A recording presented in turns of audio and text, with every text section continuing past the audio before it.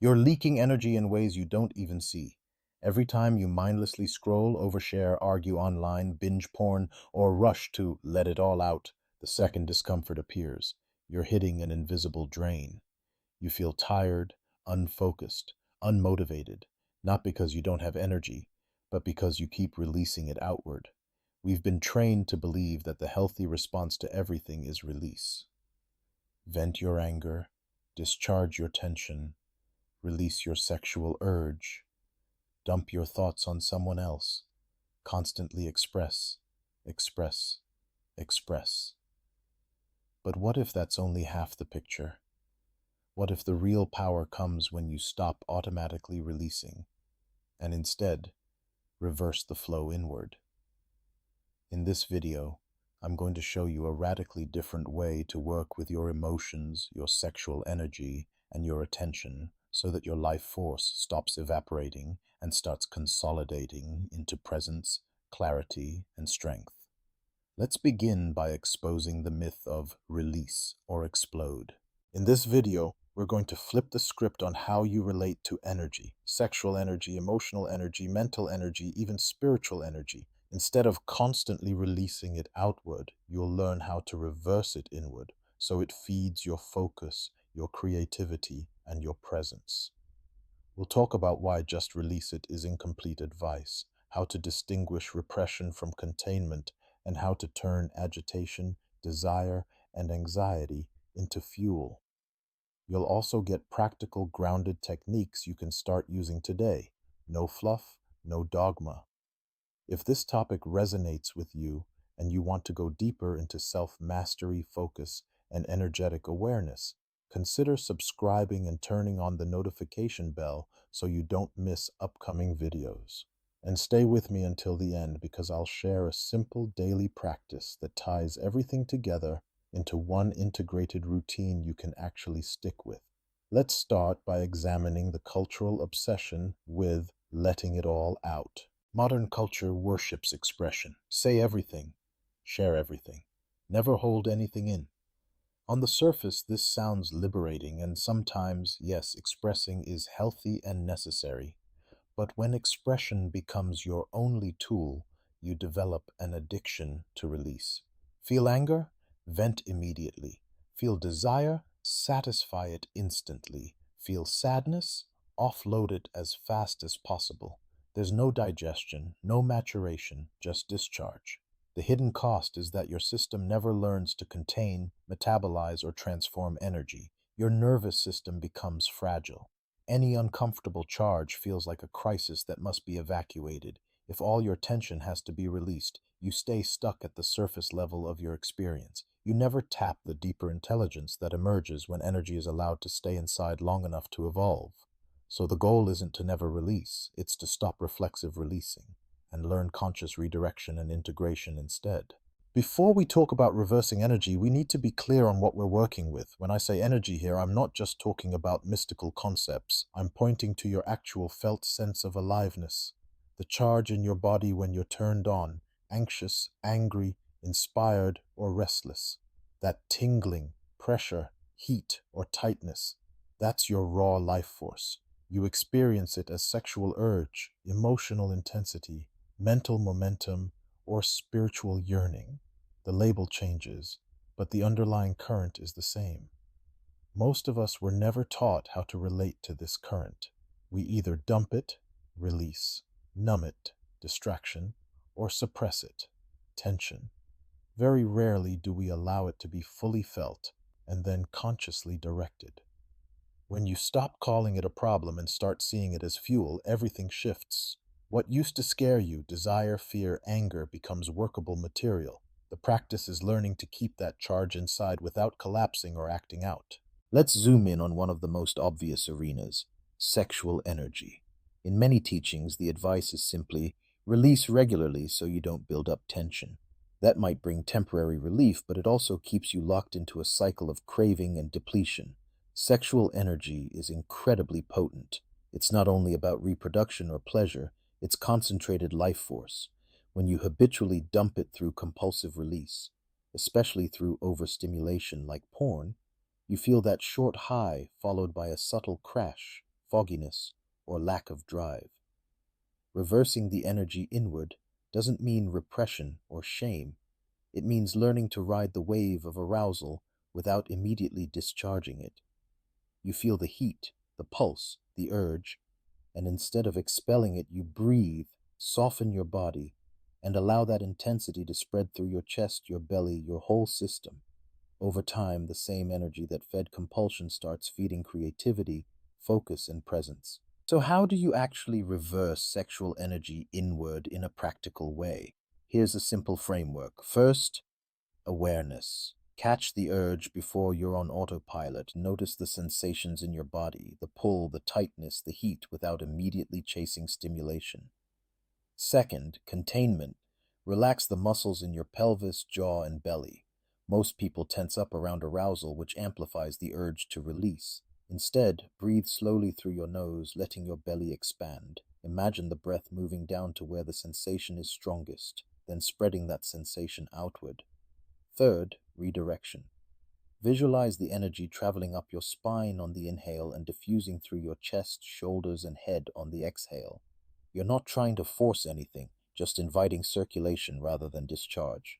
Even 5 minutes of this changes your state. The key is consistency. You're building a new habit, from compulsion and collapse to presence and integration. Sexual energy is just the gateway. The same principle applies to emotions. Most of us relate to difficult emotions as bad weather we need to get rid of: rage, jealousy, shame, grief, anxiety. So we vent, complain, cry endlessly without awareness, or distract ourselves until the feeling dulls. Expression can be helpful, but if every emotion has to be dumped, you miss its intelligence. Emotion is energy in motion, literally emotion.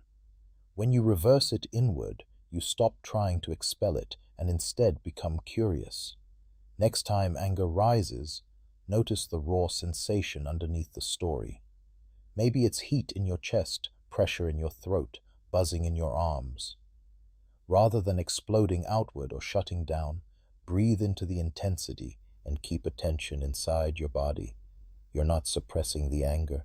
You're containing it long enough for it to reveal what it's pointing to: your boundaries, your needs, your values, your pain.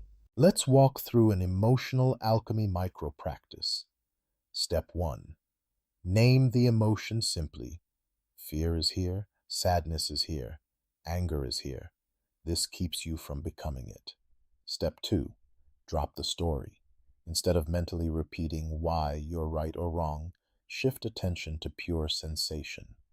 Where in your body is this most alive? What's the texture? Tight, hot, heavy, sharp, buzzing? Step 3. Soften around it. Relax your shoulders, face, belly. Imagine creating space around the sensation, like giving it a bigger room inside you. Step 4. Breathe slowly, in and out through the nose, as if you're breathing directly into that area. No agenda to get rid of it, just intimacy. As you do this, the energy often changes shape. Anger may reveal hurt. Anxiety may reveal vulnerability. This is emotional energy reversing inward.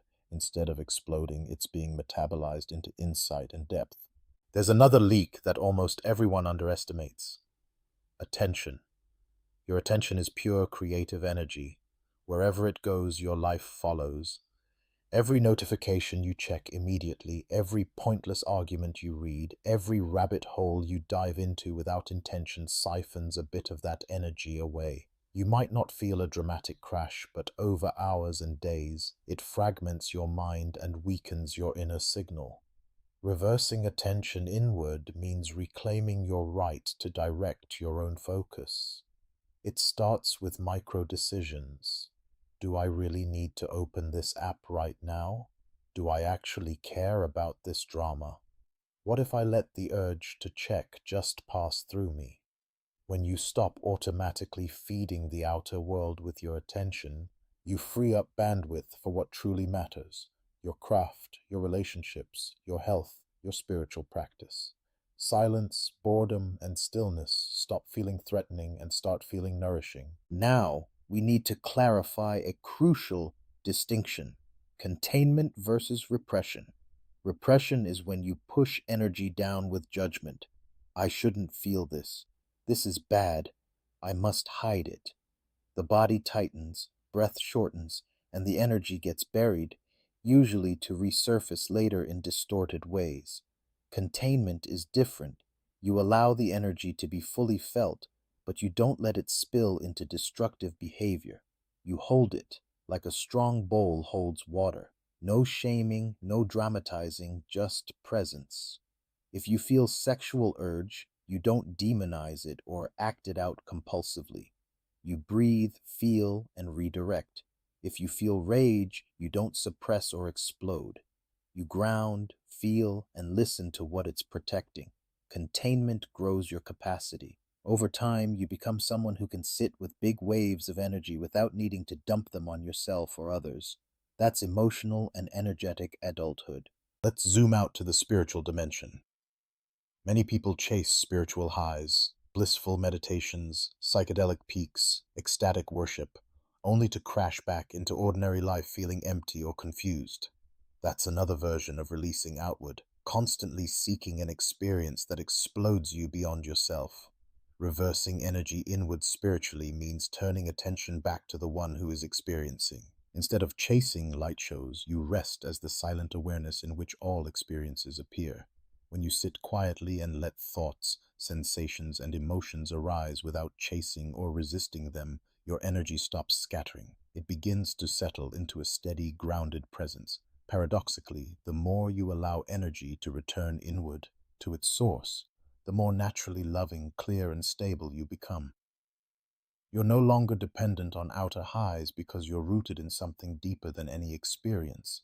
The simple fact that you are aware, right now. Let's make this concrete with a simple daily structure for reversing energy inward. Morning.